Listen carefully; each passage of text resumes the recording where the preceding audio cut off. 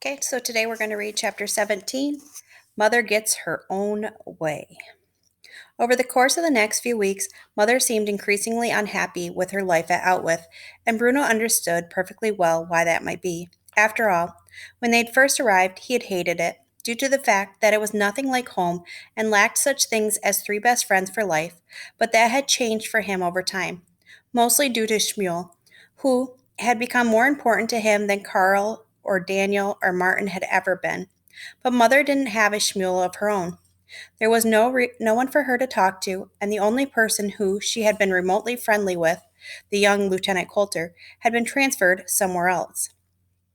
Although he tried not to be one of those boys who spends his time listening at keyholes and down chimneys, Bruno was passing by Father's office one afternoon while Mother and Father were inside having one of their conversations. He didn't mean to eavesdrop, but they were talking quite loudly, and he couldn't help but overhear. "It's horrible," Mother was saying. "Just horrible. I can't stand it anymore." "We don't have a choice," said Father. "This is our assignment, and—" "No, this is your assignment," said Mother. "Your assignment, not ours. You stay if you want to." "And what will people think," asked Father, "if I permit you and the children to return to Berlin without me? They will ask questions about my commitment to my work here." "Work!" shouted Mother. "You call this work?" Bruno didn't hear much more because the voices were getting closer to the door, and there was always a chance that Mother would come storming out in search of a medicinal sherry, so he ran back upstairs instead. Still, he had heard enough to know that there was a chance they might be returning to Berlin, and to his surprise, he didn't know how to feel about that. There was one part of him that remembered that he had loved his own life back there, but so many things would have changed by now. Carl and the other two best friends, whose names he couldn't remember, would probably have forgotten about him by now. Grandmother was dead, and they almost never heard from Grandfather, who Father said had gone senile. But on the other hand, he'd grown used to life at Outwith. He didn't mind her Litz, who he'd become much friendlier with Maria than he had ever been back in Berlin. He'd become much friendlier with Maria than he had ever been back in Berlin. Gretel was still going through a phase and keeping out of his way, and she didn't seem to be quite so much of a hopeless case anymore. And his afternoon conversations with Shmuel filled him with happiness. Bruno didn't know how to feel, and he decided that whatever happened, he would accept the decision without complaint. Nothing at all changed for a few weeks. Life went on as normal. Father spent most of his time either in his office or on the other side of the fence. Mother kept very quiet during the day and was having an awful lot more of her afternoon naps, some of them not even in the afternoon, but before lunch. And Bruno was worried for her health because he'd never known anyone need quite so many medicinal sherries. Gretel stayed in her room, concentrating on the various maps she had pasted on the wall and consulting the newspaper for hours at a time before moving the pins around a little. Herlitz was particularly pleased with her for doing this, and Bruno did exactly what was asked of him and caused no chaos at all, and enjoyed the fact that he had one secret friend whom no one knew about. Then one day, Father summoned Bruno and Gretel into his office and informed them of the changes that were to come. "Sit down, children," he said, indicating the two large leather armchairs that they were usually told not to sit in when they had occasion to visit Father's office because of their grubby mitts. Father sat down behind the desk.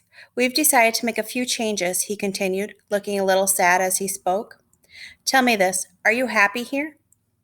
"Yes, Father, of course," said Gretel. "Certainly, Father," said Bruno. "And you don't miss Berlin at all?" The children paused for a moment and glanced at each other, wondering which of them was going to commit to an answer. "Well, I miss it terribly," said Gretel eventually. "I wouldn't mind having some friends again."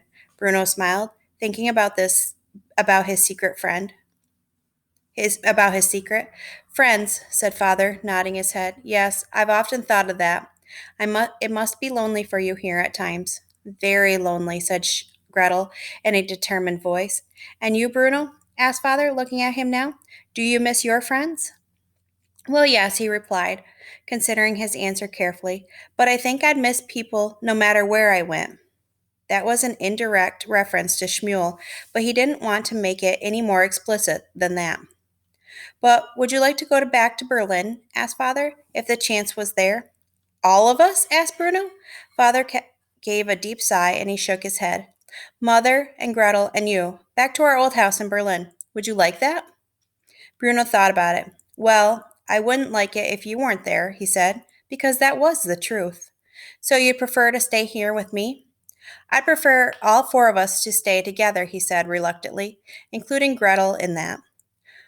Whether that was in Berlin or out with. Oh, Bruno, said Gretel in an exasperated voice, and he didn't know whether that was because he might be spoiling the plans for their return or because, according to her, he continued to mispronounce the name of their home. Well, for the moment, I'm afraid that's going to be impossible, said Father. I'm afraid that the Fury will not relieve me of my command just yet. Mother, on the other hand, thinks this would be a good time for the three of you to return home and reopen the house. And when I think about it, he paused for a moment and he looked out the window to his left, the window that led off to a view of the camp on the other fence. When I think about it, perhaps she is right. Perhaps this is not a place for children. There are hundreds of children here, said Bruno, without really thinking about his words before saying them. Only they're on the other side of the fence. A silence followed this remark, but it wasn't like a normal silence, where it just happens that no one is talking. It was like a silence that was very noisy. Father and Gretel stared at him, and he blinked in surprise. What do you mean there are hundreds of children over there? Asked Father. What do you know of what goes on over there? Bruno opened his mouth to speak, but worried that he would get himself in trouble if he revealed too much. I can see them from my bedroom window, he said finally. They're very far away, of course, but it looks like there are hundreds, all wearing the striped pajamas. The striped pajamas. Yeah, said Father, nodding his head. And you've been watching, have you? Well, I've seen them, said Bruno. I'm not sure if that's the same thing. Father smiled. Very good, Bruno, he said. And you're right, it's not quite the same thing. He hesitated again and then nodded his head as if he had made a final decision. No, she's right, he said, speaking out loud, but not looking at either Gretel or Bruno. She's absolutely right. You've been here long enough as it is. It's time for you to go home. And so the decision was made. Word was sent ahead that the house should be cleaned, and the windows washed, and the banisters varnished, and the linens pressed, and the beds made, and Father announced that Mother, Gretel, and Bruno would be returning to Berlin within the week.